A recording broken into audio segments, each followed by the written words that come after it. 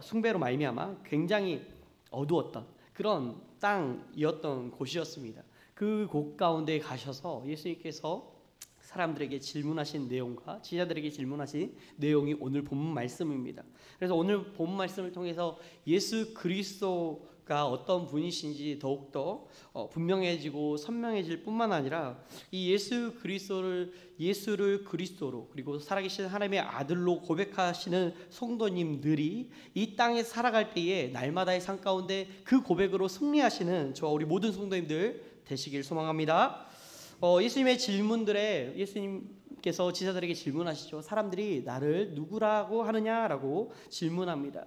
그때에 14절에서 말씀합니다. 이르되 더러는 세례 요한, 더러는 엘리야, 더러는 어떤 이는 예레미야나 선지자 중에 하나입니다라고 말씀합니다. 사람들의 대답은 당신이 이 세례 요한과 엘리야와 예레미야 같은 하나님의 말씀을 가진 이런 선지자 중에 한 사람으로 우리는 보고 있습니다라고 말씀합니다. 하지만 사람들의 그 생각 가운데, 인식 가운데 예수님이 그리스도라는 그 깨달음은 아직 있지 않았습니다. 사람들이 왜 이렇게밖에 사람들은 예수님을 선지자 중에 한 사람으로 위대한 하나님의 사역자로 볼 수밖에 없었던 이유에 대해서 17절에서 이렇게 기록합니다. 17절 함께 말씀을 보겠습니다. 시작이요. 예수께서 대답하여 이르시되 바요나 시몬아 네가 복이 있도다. 이를 내게 알게 하니는 혈육이 아니요 하늘에 계신 내 아버지시니라. 사람들에게 있어서 예수님이 누구이신지에 대한 바른 지식을 아버지께서 알게 하여 주시지 않았기 때문에 그들에게는 감추어졌던 비밀이었기 때문에 예수님이 메시아시다라는 그리스도이시다라는 사실을 알 수 있는 지식이 그들 가운데 없었습니다. 우리에게 예수 그리스도를 계시하여 주시고 성경을 통해서 말씀하여 주시고 그 말씀이신 예수 그리스도를 나의 구주 나의 하나님으로 믿게 하실 수 있는 분이 하나님이시다라는 겁니다. 우리가 믿음으로 고백할지라도 우리 안에서부터 우리의 마음의 영역을 바꾸어 주시는 분이 하나님이시다라는 겁니다. 하나님은 선하신 분이십니다. 선하신 하나님이시기 때문에 진리를 모호하게 알려주시거나 또한 진리를 감추어 두시는 분이 아니시다라는 겁니다. 디모데전서 2장 4절에서는 하나님은 모든 사람이 구원을 받으며 진리를 아는 데 이르기를 원하신다라고 말씀하십니다. 구원은, 영생은 무엇입니까? 요한복음 17장 3절에 말씀하시는 것처럼 함께 읽겠습니다. 시작이요. 영생은 유일하신 참 하나님과 그가 보내신 자 예수 그리스도를 아는 것이니라. 유일하신 참 하나님과 그가 보내신 자 예수 그리스도를 아는 것이 영생이다라고 말씀합니다. 예수 그리스도의 복음을 한 번으로 듣고 그것을 믿고 끝나지 아니하고 예수 그리스도의 복음을 계속적으로 듣고 그 말씀 앞에 순종함으로 반응함으로 말미암아 하나님이 어떠한 분이신가, 예수 그리스도께서 내 삶에 어떠한 분이신가를 날마다의 삶 가운데 고백하며 그분과 함께 호흡하고 그분과 함께 걸어가며 그분과 함께 동행하는 삶을 말씀합니다. 그렇기 때문에 요한복음 20장 31절에서는 성경 기록된 목적에 대해서 말씀합니다. 함께 합독하시겠습니다. 시작이요. 오직 이것을 기록함은 너희로 예수께서 하나님의 아들 그리스도이심을 믿게 하려 하며 또 너희로 믿고 그 이름을 힘입어 생명을 얻게 하려 함이니라. 아멘. 이것을 사도 바울은 확장시켜서 구원에 이르는 지혜가 성경에 있다라고 말씀하시는데 디모데후서 3장 15절을 말씀입니다. 함께요. 시작이요. 또 어려서부터 성경을 알았나니 성경은 너희 너로 하여금 그리스도 예수 안에 있는 믿음으로 말미암아 구원에 이르는 지혜가 있게 하느니라. 아멘. 다시 말해 구원에 이르는 영생에 이르는 지혜가 성경에 있다라고 말씀하십니다.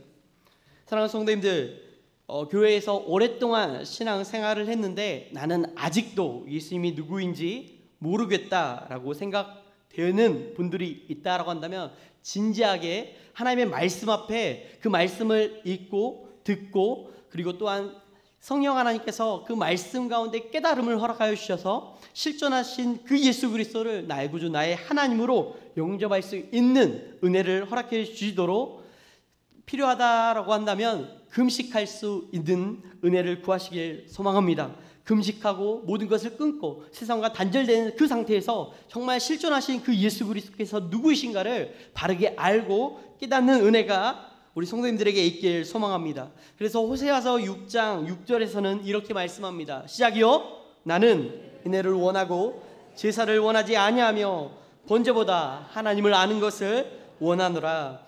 제사나 번제보다 하나님께 예물을 드리는 것보다 하나님을 아는 것을 더 원하신다라고 하나님께서는 말씀하십니다. 우리가 믿는 하나님에 대해서 그분이 어떤 일을 행하시고 그분이 어떠한 존재로 존재하시는가, 그리고 앞으로 지금도 행하시는 일이 무엇인가, 앞으로 행하실 일이 무엇인가에 대해서 바르게 깨닫는 은혜가 있으시길 소망합니다. 그렇기 때문에 주님을 알고 믿기 이전의 삶과 주님을 알고 믿고 난 이후의 삶을 한번 점검해 보시는 시간이 되었으면 좋겠습니다. 그래서 내가 예수 그리스도를 믿었던 그 시점을 기준으로 내가 여전히 옛 과거의 상태에서 머물러 있다라고 한다면 그 둘 중에 한 개입니다. 여전히 내가 예수 그리스도를 인격적으로 영접하지 않았거나 거듭나지 않았거나, 또 하나는 거듭났음에도 불구하고 여전히 어린아이, 영적 어린아이의 그 단계에서 머물러서 하나님과 세상 사이에서 갈팡질팡하는 모습을 통해서 어린아이의 모습으로 여전히 남아있는가에 대해서 그것을 잘 구별할 수 있었으면 좋겠습니다.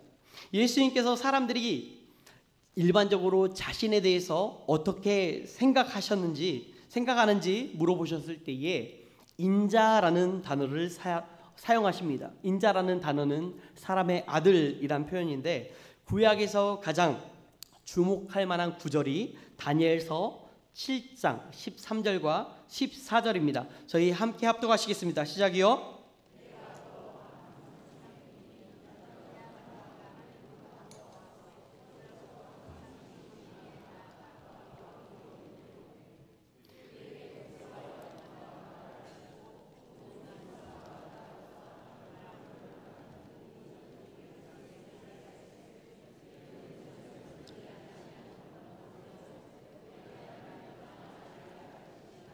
아멘. 다니엘서 7장 13절과 14절에서 암시되어 있는 인자는 권세와 영광과 나라를 받는 초월적 존재로서 다니엘의 인자는 메시아적 인물로 해석되어집니다. 그래서 예수님께서 초월적 존재로서 100% 하나님이시며 100% 사람으로서 성육신 하심으로 말미암아 우리의 죄를 하나님과 인간 사이에 그 가리웠던 그 하나님과 분리되어질 수밖에 없는 그 죄의 문제를 해결하기 위하여 중보자로 그리스도께서 이 땅에 오신 것이었습니다. 사람들은 구약에서 말씀하시는 그 인자 메시아와 그리고 또한 신약시대 때 성육신하신 예수님과 그 예수님과 그리스도를 연결시켜서 이 예수께서 그리스도라고 생각하는 사람들은 없었습니다. 이제는 사람들의 그 생각에서 다시 한번 자기와 함께 동고동락하고 지근거리에서 지켜보았던 제자들의 생각을 묻습니다. 15절과 16절 말씀입니다. 함께 합독하시겠습니다. 시작이요. 또 이르시되 너희는 나를 누구라 하느냐? 시몬 베드로가 대답하여 이르되 주는 그리스도 살아계신 하나님의 아들이십니다. 아멘. 저희가 고백하는, 되게 중요하게 고백하는 우리의 신앙 고백이 있습니다. 주는 그리스도시요 살아계신 하나님의 아들이십니다 라는 고백을 많이 합니다. 이 베드로가 고백했던 이 그리스도에 대해서 살펴보기를 원합니다. 이 예수는 저희가 잘 알고 있죠. 항상 크리스마스 때마다 우리가 예수 그리스도, 예수님의 이름에 대해서 들을 때에 그가 자기 백성을 그 죄에서, 자기의 그 인간들의 죄에서 구원할 자이심이다라고 우리는 많이 듣습니다. 이 그리스도라는 단어는 헬라어로 기름 부음을 받은 자, 히브리어로는 메시아입니다. 구약에서 기름 부음을 받는다는 것은 세 가지의 직분을 감당할 때에 기름 부음을 받습니다. 첫 번째는 대제사장이 위임식을 거행할 때에 기름 부음을 받습니다. 그리고 또 하나는 다윗이 왕으로 이제 임할 때 기름 부음을 받습니다. 왕으로서의 그 사명을 감당할 때에 기름 부음을 받습니다. 그리고 또한 엘리야가 승천하기 전에 엘리사 자신의 후임 사역으로 엘리사 선지자로서의 그 사명을 감당할 수 있도록 기름 부음을 합니다. 그러니까 구약에서 기름 부음을 했다라는 것은 이 사람이 대제사장의 직분을 수행한다거나, 그리고 또한 왕으로서 이스라엘을 대리 통치한다거나, 그리고 또한 기름 부음을 받는 것은 선지자로서 하나님의 입을 대신하여 하나님의 뜻을 이스라엘 백성들에게 보여주는 것이 삼중직의 역할을 감당할 때에 구약에서 기름 부음을 했다라는 겁니다.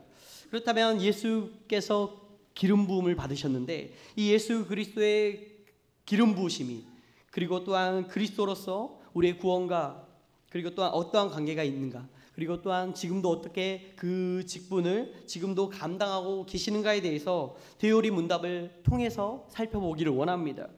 대요리 문답 43문에서는 이렇게 질문합니다. 그리스도께서 어떻게 선지자의 직분을 행하시는가? 답은 이렇습니다. 그리스도는 그 교회의 교화와 구원에 관한 모든 일에 있어서 하나님의 온전한 뜻을 그의 영과 말씀에 의한 여러 가지 방식으로 모든 세대의 교회에 나타내심으로써 선지자의 직분을 수행하십니다라고 말씀합니다.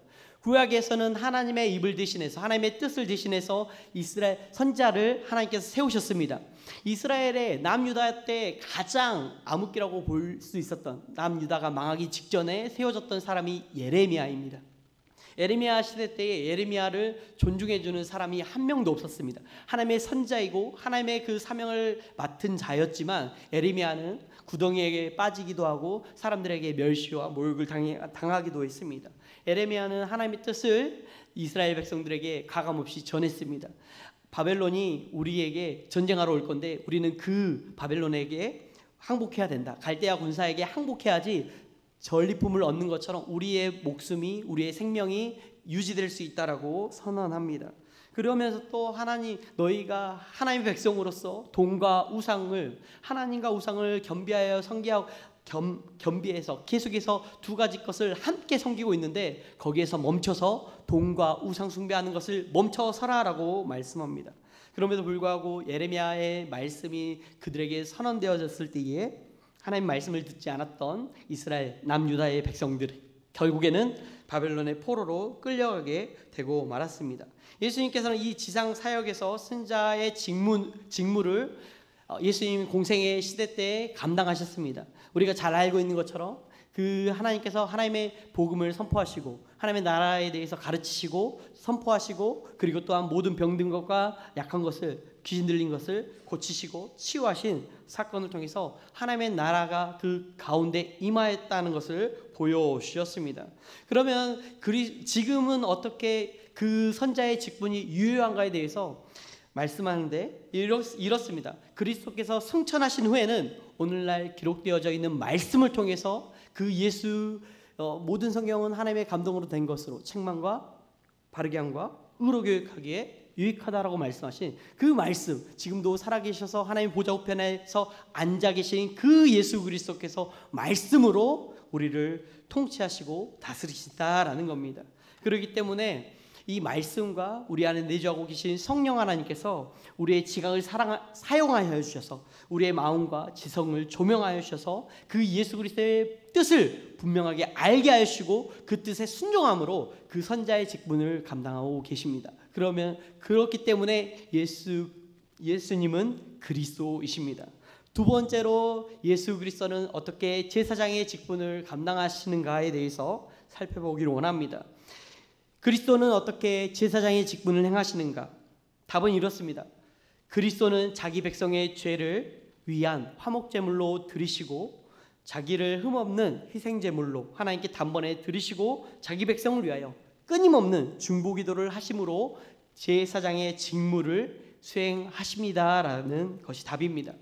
그리스도의 제사장 직분은 두 가지의 수행 사역이 나타납니다. 첫 번째는 예수님께서 구약에 나타난 번제와 소제와 화목제와 속죄제와 속건제, 모든 인간이 하나님께 죄를 범하였을 때에 그 양과 비둘기와 소와 그 모든 것들, 그 동물의 피해 제사를 드리게 하심으로 말미암아 구약에서 단회적인 죄 용서함을 허락해 주셨다라고 한다면, 예수 그리스도께서 그 무한하시고 영원한 형벌 가운데 빠진 인간을 그 100%인 하나님의 아들로서 이 땅에 오셨을 때에 그 무한한 하나님의 그 진노를 예수 그리스도께 전가해 주심으로 말미암아 단번에 자기의 십자가에서 자기의 그 물과 피를 쏟으심으로 말미암아 모든 희생 제사를 완벽하게 드리셨습니다. 그래서 히브리서 10장 10절 말씀을 저희가 함께 합독하시겠습니다. 시작이요.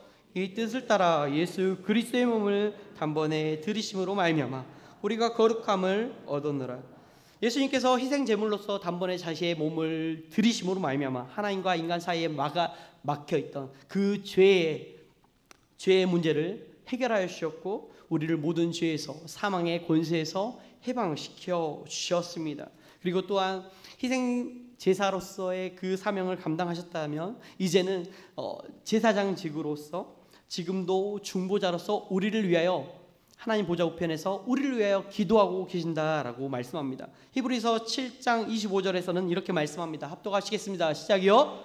그러므로 자기를 힘입어 하나님께 나아가는 자들을 온전히 구원하실 수 있으니 이는 그가 항상 살아계셔서 그들을 위하여 간구하십니다. 아멘. 예수님의 간구는 우리가 하나님 말씀을 듣고 그 말씀 앞에 진실되게 순종함으로 반응하기를 원한다라는 겁니다. 예수 그리스도를 알지 못했던 사람이 예수 그리스도의 복음을 듣고 회심함으로 말미암아 하나님의 백성으로서 하나님의 백성답게 살아갈 수 있도록 하나님 예수님께서 간구하고 계신다라는 겁니다. 우리가 넘어질 때에 회복되고 정죄당할 때에 정죄당하지 않도록 우리가 끊임없이 은혜 안에 살 수 있도록 간구하신다라는 겁니다. 우리는 육신으로는 죄의 법을, 마음으로는 하나님의 법을 따를 때에 우리는 이율배반적인 우리의 모습 가운데 괴로움을 느낍니다. 그럼에도 불구하고 예수 그리스도는 우리를 정죄하지 아니하시고 이 그리스도 예수 안에 있는 생명의 성령의 법이 죄와 사망의 법에서 우리를 해방시켜 주신다라고 말씀합니다. 우리가 신앙생활하다가 하나님의 말씀에 불순종하게 될 때, 또한 우리의 육신의 연약함으로 말미암아 넘어지게 될 때에 우리는 좌절감에 빠지고 우리는 신앙에 대해 회의적으로 우리가 낙담하게 될 때에 주님께서는 지금도 우리를 위하여 간구하고 계시다라고 말씀합니다. 우리를 회복시켜 주신다라고 말씀합니다. 그렇기 때문에 제사장의 직무를 지금도 수행하고 계십니다. 마지막으로 세 번째로 그리스도는 왕의 직분을 수행하고 계십니다. 그리스도께서 어떻게 왕의 직분을 수행하시는가? 그리스도는 세상으로부터 한 백성을 자기에게로 불러내시고 교회로 불러주셨다라는 말씀입니다. 그들에게 직분자들과 율법과 권징을 주셨다라고 말씀합니다. 교회로 부르시고 교회의 목회자들을 목사와 장로로 말미암아 율법과 그리고 교회의 권징과 치리를 통하여 그 교회의 거룩성을 보존하게 하시고, 그리고 누구나 보고 알 수 있게 그들을 통치하신다라는 겁니다. 그리고 자신이 택한 자들에게 구원의 은혜를 베푸시고 그들의 하나님의 말씀에 복음에 순종할 때에는 상을 주시고 그들이 범한 죄에 대해서는 징계하시며 그들이 당하는 모든 고난과 그리고 시험 가운데 그들을 보존하시고 도우실 뿐만 아니라 그들의 모든 원수 사단과 그리고 또한 악한 자들의 그 계계에서 안전하게 지키시고 보호하여 주시고 모든 원수를 제어하시고 정복하심으로 말미암아 그 권능으로 왕의 그 권능으로 주관하십니다. 그리고 하나님을 알지 못하고 복음에 순종하지 않는 나머지 사람들에 대해서는 원수를 갚으신다라고 말씀합니다. 다시 말해 예수님께서는 그의 권능과 능력으로 교회를 보존하시고 말씀으로 통치하시고 또한 순종하는 자에게는 복을, 불순종하는 자에게는 징계를 주시며 시험과 고난을 당한 자에게는 지키시고 보호하여 주시고 원수들의 공격에서 우리를 지켜주신다라는 겁니다. 에베소 4장 11절과 11절에서 13절은 이렇게 말씀합니다. 그가 어떤 사람은 사도로, 어떤 사람은 선지자로, 어떤 사람은 복음 전하는 자로, 어떤 사람은 목사와 교사로 삼으셨으니 이는 성도를 온전하게 하여 봉사의 일을 하게 하며 그리스도의 몸을 세우게 하심이다라고 말씀합니다. 그리스도는 왕으로서 지금도 교회의 머리가 되심으로 말미암아 그의 말씀으로 우리를 통치하시고 뿐만 아니라 하나님의 백성이 우리가 어딜 가든지 간에 항상 그의 말씀과 함께 그 말씀으로 하나님의 나라가 임할 수 있도록 통치하신다라는 것입니다. 예수님께서 교회를 통해 직분자들을 통해서 자기 백성을 통치하십니다. 따라서 우리는 왕이신 예수 그리스도의 뜻을 따라서 섬기고 순종해야 되는 의무가 있다라는 겁니다. 예수 그리스도께서 중보자로서의 그 사명을 감당하십니다. 그리고 또한 그리스도로서 삼중직, 선지자직, 그리고 제사장직, 그리고 또한 왕직을 지금도 여전히 수행하고 계십니다. 그분은 지금도 여전히 살아계시고 시간과 공간을 초월해 계신 임마누엘의 하나님이십니다. 그렇기 때문에 모든 세대 가운데 하나님의 그 뜻을 분명하게 보여주십니다. 그리고 사도 베드로는 주는 그리스도시다라고 고백했다라고 한다면, 두 번째로는 살아계신 하나님의 아들이십니다라고 고백합니다. 하나님의 아들이다라는 것은, 하나님의 아들은 그의 본질이 하나님이다라는 겁니다. 예수님의 신성 곧 하나님으로부터 이 땅에 보냄을 받은 분이다라는 겁니다. 말씀이 육신이 되어 우리 가운데 거하심에 우리가 그의 영광을 보니 독생자의 영광이요 은혜와 진리가 충만하였다라고 요한복음에서는 말씀합니다. 빌립보서에서는 사도 바울은 이것을 이렇게 고백합니다. 저희 함께 합독하시겠습니다. 빌립보서 2장 6절부터 11절 시작이요.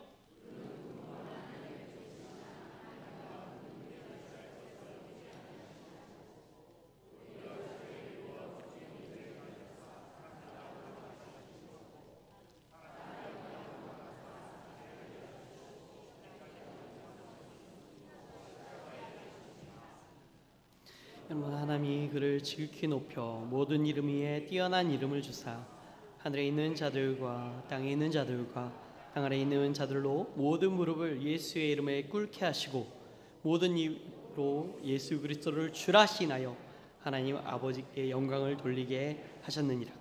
아멘. 우리가 예수 그리스도의 그 은혜의 사역을 보고 그리고 또한 듣고 그리고 또한 예수 그리스도 앞에 서게 될 때에 그 영광 가운데 우리가 무릎을 꿇지 않을 수가 꿇을 수밖에 없습니다. 주님의 그 사역이 엄청난 은혜의 사역이기 때문에 그렇습니다. 주님 앞에 나 자신이 개인적으로 섰을 때에 그 그리스도 앞에 설 때에 내 자신이 얼마나 초라한가를 발견하게 됩니다. 주님을 만나기 전에는 온 세상이 그 세상의 중심이 나였다라는 것으로 살게 됩니다. 그러다가 내가 세상의 주인이 되어 내가 원하는 것을 했을 때에 혈루증 여인처럼 모든 것이 아무것도 아닌 그 공허함의 그 상태였던 것을 발견하게 되고, 그때 주님을 만나게 되면 지푸라기라도 잡는 심정으로 주님, 제가 어찌해야 될까요? 아무것도 나에게 만족을 줄 수 없는 이 세상 가운데 오직 나의 만족을 줄 수 있고 나의 모든 것을 주시는 그 주님, 제가 어떻게 해야 되겠습니까? 라고 우리는 그 하나님의 말씀 앞에 그리고 주님의 실존하심 앞에 우리는 그렇게 반응하지 않을 수가 없는 것이죠.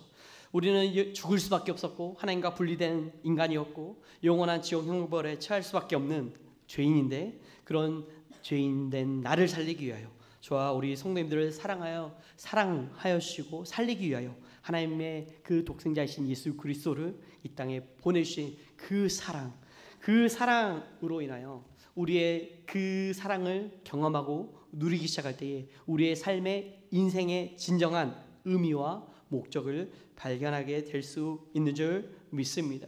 때문에 우리가 정말 예수 그리스도가 내 삶의 어떠한 분이신가, 한쪽 구석에, 내 마음의 한쪽 구석에 계시는 분이시고 그 예수님이 더 이상 내 삶에 전혀 관여하지 않는 분이다라고 한다면 그 예수 그리스도를 다시 한번 내 삶의 주인으로 고백하시며 모든 삶 가운데 주님과 함께 호흡하고 주님과 함께 동행하고 주님과 함께 걸으며 그분을 영접하시는 우리 모든 성도님들 되시길 소망합니다. 기도하겠습니다. 하나님,